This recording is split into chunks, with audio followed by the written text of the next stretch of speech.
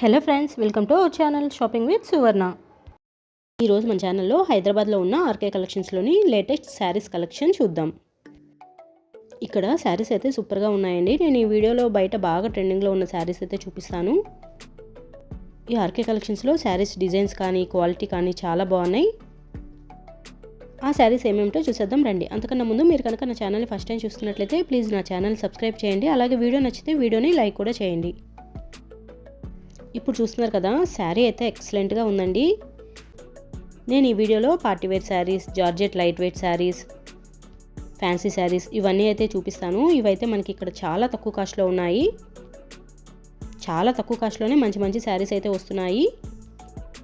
ఇప్పుడు చూస్తున్న శారీ అయితే ఎక్సలెంట్గా ఉందండి. మనకి ఇది ప్యూర్ లైట్ వెయిట్ శారీ, మంచి పార్టీవేర్ శారీ అండి. ఆ శారీ మీద పైనంతా ఇలా సిల్వర్ లైన్స్ లాగా అయితే ఇచ్చారు. కింద మంచి వర్క్ అయితే ఇచ్చారు.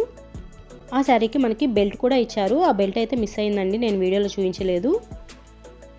బెల్ట్ కూడా మనకి మంచి వర్క్తో సూపర్గా అయితే ఉంది. ఆ శారీ కాస్ట్ వచ్చేసి 950 రూపీస్. అదే మోడల్ అదే వర్క్లో మనకి ఇంకా 2-3 కలర్స్ కూడా అవైలబుల్ ఉన్నాయి.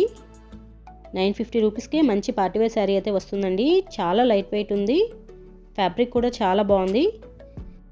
ఇప్పుడు చూస్తున్నారు కదా, ఈ శారీ కూడా ఎక్సలెంట్గా ఉందండి. ఇదైతే మనకి వీడియోలో అంత క్లారిటీగా కనిపించట్లేదు. ఆ శారీ మొత్తం ఇలా సిల్వర్ లైన్స్లో అయితే ఉంది.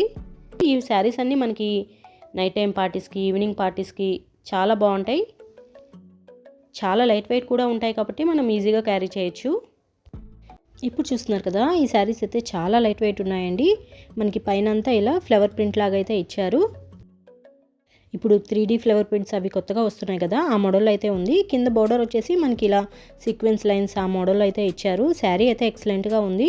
ఈ శారీ కాస్ట్ వచ్చేసి 860 రూపీస్. ఈ మోడల్లో కూడా మనకి చాలా కలర్స్ అయితే అవైలబుల్ ఉన్నాయి. మనకి పైన కలర్ వచ్చేసి డిఫరెంట్గా అయితే వస్తుంది, కింద బోర్డర్ అయితే సేమ్ అయితే ఉంటుంది. ఇప్పుడు ఈ శారీస్ అన్నీ కొత్తగా వచ్చిన మోడల్ అండి. శారీస్ కలెక్షన్ అయితే చాలా బాగుంది.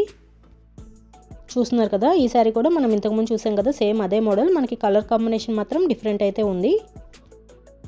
చాలా లైట్ వెయిట్ అయితే ఉందండి శారీ. మనకి ఇవన్నీ పార్టీవేర్ శారీస్. ఈ శారీ కాస్ట్ వచ్చేసి 1050 రూపీస్. ఈ మోడల్లో ఈ 2 శారీసే కాదండి, ఇంకా చాలా కలర్స్ అయితే అవైలబుల్ ఉన్నాయి. ఇప్పుడు చూస్తున్నారు కదా, ఇది ఇంకొక బ్యూటిఫుల్ శారీ. శారీ చూస్తే తెలిసిపోతుంది కదా. ఈ శారీ అయితే మనకి 3 షేడ్స్లో అయితే ఉంది. ఇప్పుడు 2 షేడ్స్, 3 షేడ్స్ ఈ శారీస్ అన్నీ చాలా ట్రెండింగ్లో ఉన్నాయి కదా. ఇది కూడా నైట్ టైం అయితే మనకి కొంచెం షైనింగ్ అయితే కనిపిస్తుంది. ఈ శారీ కాస్ట్ వచ్చేసి 660 రూపీస్.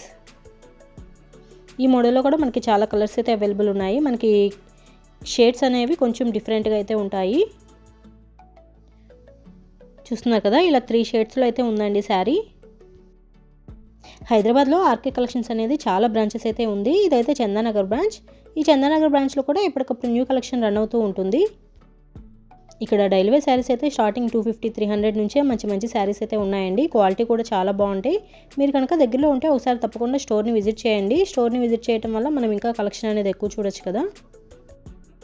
డైలీ వేర్ శారీస్ కాకుండా ఇలా ఫ్యాన్సీ శారీస్ కూడా మనకి స్టార్టింగ్ 400-500 నుంచే మంచి మంచి శారీస్ అయితే ఉన్నాయి. నేను ఇక్కడ మోడల్కి వచ్చేసి 1 or 2 శారీస్ అయితే చూపిస్తున్నాను. సేమ్ మోడల్లో మనకి చాలా కలర్స్ అయితే అవైలబుల్ ఉంటాయి. ఇప్పుడు నేను ఈ వీడియోలో చూపించే శారీస్ అన్నీ వర్క్ శారీస్, పార్టీవేర్ శారీస్ అవ్వండి. ఇవన్నీ అయితే మనకి చాలా తక్కువ కాస్ట్లో అయితే ఉన్నాయి. వీడియో ఎండింగ్ వరకు చూడండి. నేను మంచి మంచి శారీస్ అయితే చూపిస్తున్నాను. మనకి కాస్ట్ కూడా చాలా తక్కువగా ఉన్నాయి. నేను ప్రతి శారీ కూడా కాస్ట్ అయితే చూపిస్తాను చూడండి.